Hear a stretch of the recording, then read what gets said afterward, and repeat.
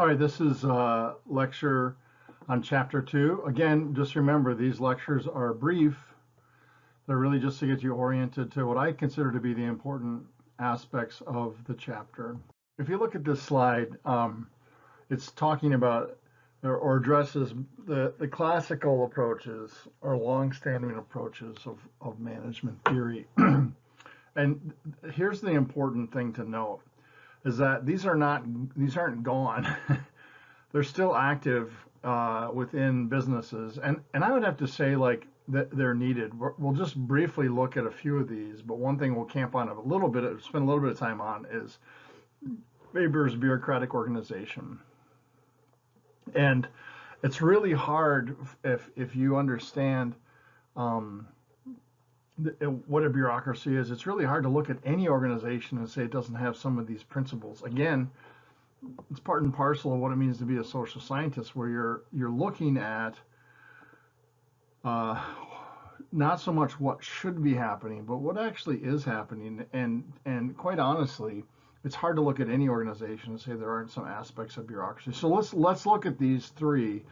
Now, you will note in the textbook notes, you will note that these have changed.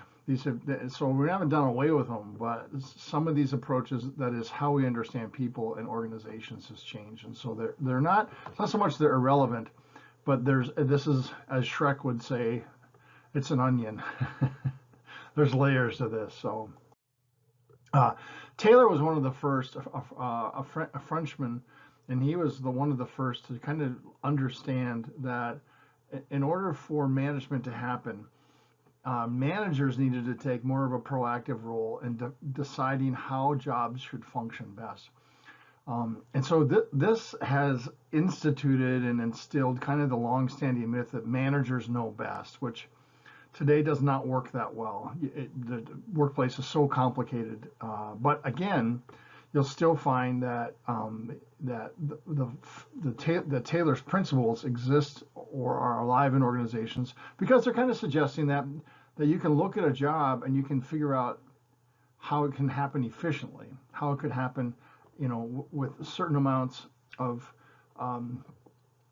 impact, positive impact at lower resource issue, lower cost, and be more effective. So his approaches are still active today, still alive, because they really consider any role or any task or any job to have the best way of doing it, that is the most efficient way and the most efficacious or effective way. So I'm not going to read through all these. I'll just highlight some again. I encourage you to pause this video and then go to your textbook as well and look at these and read through these. Hopefully you've already read the textbook before you got into this, but you want to be able to understand. He said that these 4 core principles, you want to understand basically what's required for each job, the motion, the tasks, the conditions, the right workers are motivated and trained according to the best prescribed way. And then of course you want to support your workers. But the interesting thing is Taylor's work and later Fayol's work came from just observing jobs that were fairly task-oriented and kind of coming out of the industrial era. And so some of this works, some of this doesn't in today's world, but these principles are still alive. Weber, or Weber, it's Weber, but if you put it in German, it has a V, so it's Weber. But he basically said that when he looked at organizations, he said there's a specific structure or logic or principles to both authority, that there's organizations that have levels of efficiency and don't. That is, there's some type of rationality or logic to how organizations are formed, and basically that if you were to look at these organizations and who's competent in them, they're not promoted based on nepotism or the old boys club or whatever it is. They're based on competency. And it's these principles here, right? These principles right here, clear division of labor, so everyone's assigned a special task or a task they can specialize in.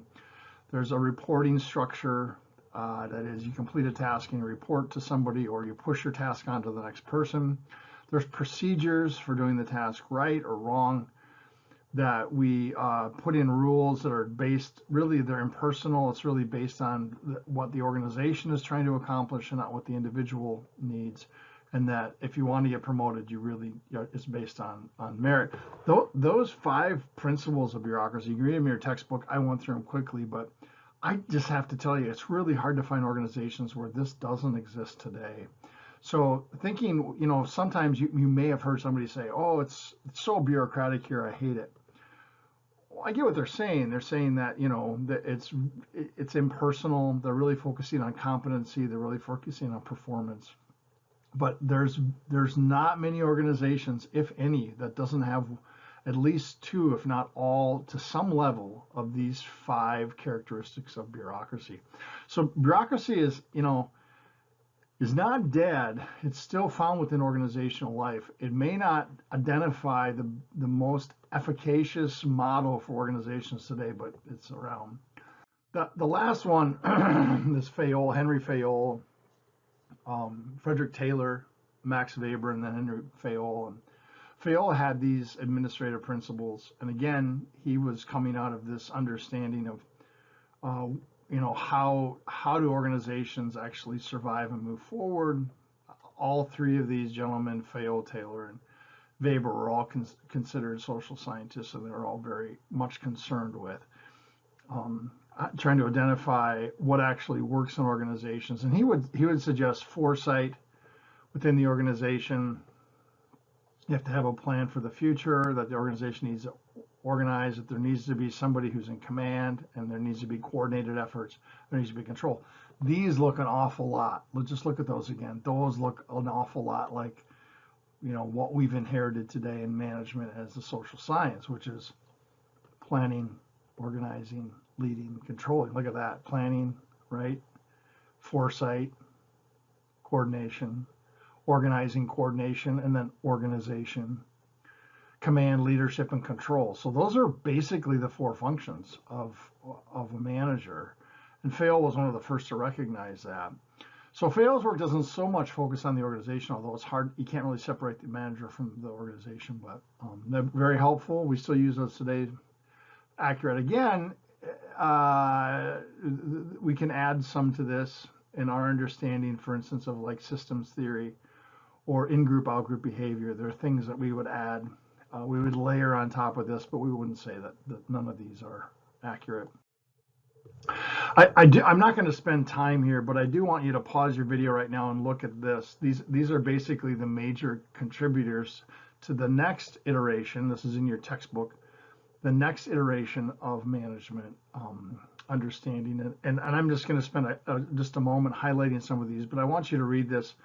This really shifted, though, the thought from these classical approaches, which looked at the organization, right? The organization, and now it moved more towards human behavior. And it specifically came out of the Hawthorne studies, where they considered all of the contextual elements of management, that is behavior within organizations, and how people perform, and they did the right task, the right procedure, and the right conditions. But people's motivations, the Hawthorne studies found out that people would be and would not be. They could have all the right conditions but still not be motivated, or they could have all the right conditions and be motivated, and the same person the next day would show up and have who was motivated the next day because of the right conditions, and all of a sudden they're not motivated. And so the Hawthorne studies was instrumental, and basically, and you'll see that in a slide, and again, I'll get there and tell you to pause and read through it, but the Hawthorne studies were instrumental in saying that there's probably more going on here than just the simple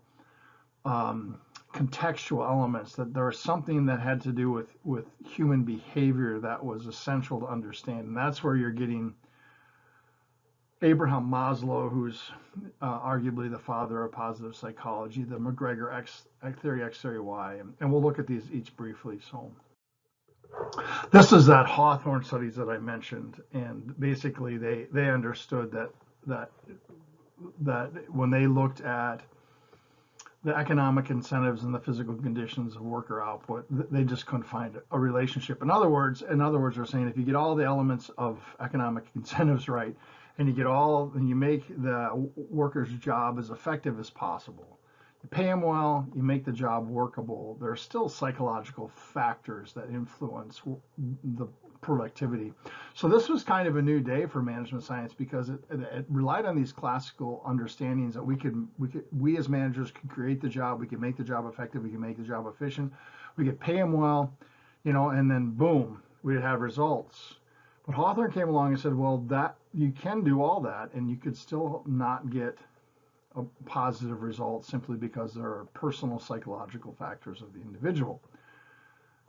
This ushered in, and you pause right now and look through this. I'm not going to spend much time on this. You can read about it, but this ushered in Maslow's hierarchy of needs. Usually this is in a triangle, but you can read through this. This is good stuff. And he's basically suggesting that your base needs, your physiological needs, safety needs, and social needs need to be met before you can think about higher needs. And so in some ways what he's suggesting is there is a psychological component, and it's based on human needs, that if I'm going to employ somebody, I need to recognize that there are some base needs that need to be met first before they can begin working towards other higher end needs like social esteem. So you can pause it. If you haven't paused the video, you can pause it and read through this. The key though is this, is that with Maslow, he's suggesting that lower needs need to be met before you can move to higher needs. This is another important one. I'm just pausing on this. We're just about done here, but the idea here would be is that that this comes from the manager's perspective. So what happened was the classical management theorists looked at the organization, creating efficiency and procedures and whatnot, and then moved to the Hawthorne studies, kind of interrupting all of that and saying, look, there's probably some psychological needs, even if you get all the conditions right and pay them well, there's some psychological needs that basically are not getting addressed by not getting attended to. And those psychological needs, that is the internal state of the worker, affects the outcomes. So now this is interesting because here the studies done with the studies done, and let me just make sure I get the name right. It was McGregor. Yeah, it is McGregor. Yeah, I was going to say it, and then I thought, well, that's not right, but that is right. They said this is that it isn't just the worker psychological conditions, but it's the managers as well. It's the perception the manager has regarding their employees. So some managers, Theory X managers, they actually see people as being lazy, hard to work. And I want you to, once you're done with the video, I want you to go look at Theory X, Theory Y. That's something we're going to test you on, because it's still an existing theory.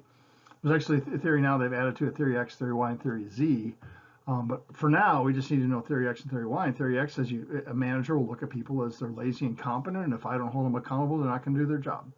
And Theory Y is just the opposite. It's saying that, people are, all in all, they want to take responsibility. They want to do their job.